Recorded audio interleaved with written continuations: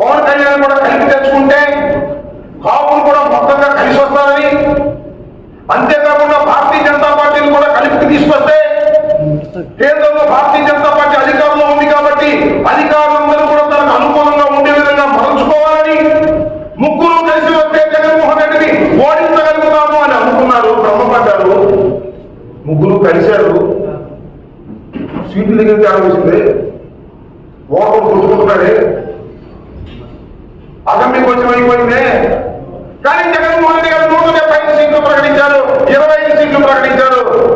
Straight గా వెళ్ళిపోతుంటే ప్రజాదరణ చూసి ఇంకా జగన్మోహన్ రెడ్డిని మనం ముగ్గురు కలిసిన 30 మంది కలిసిన జగన్మోహన్ రెడ్డి గారిని ఓడించడం సాధ్యం కాదు అని నిర్ధారణకు వచ్చిన తర్వాత హాతం మార్చాలనే కుట్ర చంద్రబాబు చేస్తున్నారు. ఇది వాస్తవం గమనించమని మనం చేస్తున్నాం.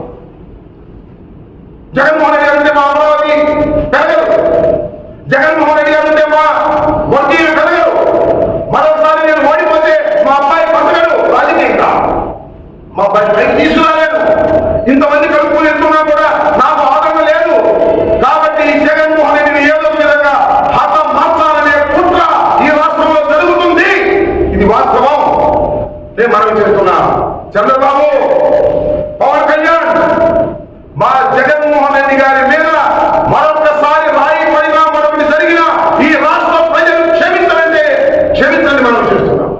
ఇంత దారుణం అంటే నాకు అర్థం కాలేదు. మన దాకా ఏమన్నారు, పరదాల పట్టుకు వెళ్తున్నాడు అన్నారు, బయటికి రావడం లేదు, పరదాల పట్టుకు వెళ్తున్నాడు, జనం లేదు. మరి ఇవాళ వస్తున్న జనం ఏంటి అని అడుగుతా ఉన్నాను. ఇన్ని లక్షల మంది జనం వస్తున్నారు జగన్మోహన్ రెడ్డి గారిని చూడాలి. నేను మనవి చేస్తున్నాను, నేను నా నియోజకవర్గంలో ఆయన పక్కన సీట్లో నేను కూర్చున్నా, ఒక మంత్రిగా, ఈ నియోజకవర్గ శాసనసభ్యుడిగా, మహిళలు, పిల్లలు, వృద్ధులు, యువకులు, కులాలు లేవు, మతాలు లేవు, మా జగన్ వచ్చాడు, మా జగన్ వచ్చాడని ఫ్యామిలీకి వచ్చేస్తున్నారు. పోలీసులు నెట్టేస్తున్నారు. మా జగన్ తాగితే చాలని భావిస్తున్నారు, మా జగన్ పలకరిస్తే చాలని భావిస్తున్నారు. ఇంత ప్రజాదరణ కలిగినటువంటి నాయకుడు బహుశా భారతదేశంలోనే లేడు, ఒక జగన్మోహన్ రెడ్డి తప్ప అని నేను ఘంటాపథంగా చెప్పగలను. ఈ ప్రజాదరణ చూసిన తర్వాత చంద్రబాబు ఏమీ చేయలేక కుట్రలు చేస్తున్నాడు, దుర్మార్గాలు చేస్తున్నాడు. నేను మనవి చేస్తున్నా, నారా చంద్రబాబు నాయుడు గారు అధికారం లేకుండా బతకలేడు. అధికారం పోయిందంటే సహించలేడు. ఈ 5 సంవత్సరాలు సహించలేకపోయాడు. బావులు బావులమని ఏడ్చాడు, కుట్రలు చేశాడు, శాసనసభకు రానన్నాడు. మళ్ళా వచ్చే 5 సంవత్సరాలు కూడా అధికారం రాదని తెలిసిన తర్వాత ఈ రాష్ట్రంలో హింసను ప్రోత్సహిస్తున్నాడు. ప్రజాబలం ఉన్నటువంటి రాజకీయ పార్టీ వైఎస్ఆర్ కాంగ్రెస్ పార్టీ. ప్రజాబలం ఉన్నటువంటి వ్యక్తి భారతదేశంలోనే అందరి ముఖ్యమంత్రుల కన్నా జగన్మోహన్ రెడ్డి మెండైనటువంటి ముఖ్యమంత్రి అని అందరూ చెబుతున్నారు. ఇంకా మాకు సింపతి ఎందుకు? మాకున్న ఓట్లు మాకు వేస్తే 175 గెలుస్తామనేటువంటి ప్రగాఢమైన విశ్వాసం మాకు. అయితే ఎందుకు జగన్మోహన్ రెడ్డి గారి మీద కక్ష పెట్టారు? ఎందుకు జగన్మోహన్ రెడ్డి గారిని కక్ష కట్టి అఘాయిత్యం చేయాలని అనుకుంటున్నారు? దీన్ని ఒకసారి పరిశీలన చేయమని మనం చేస్తున్నాం. అమరావతి ఈ రాష్ట్రానికి రాజధాని అన్నాడు చంద్రబాబు నాయుడు.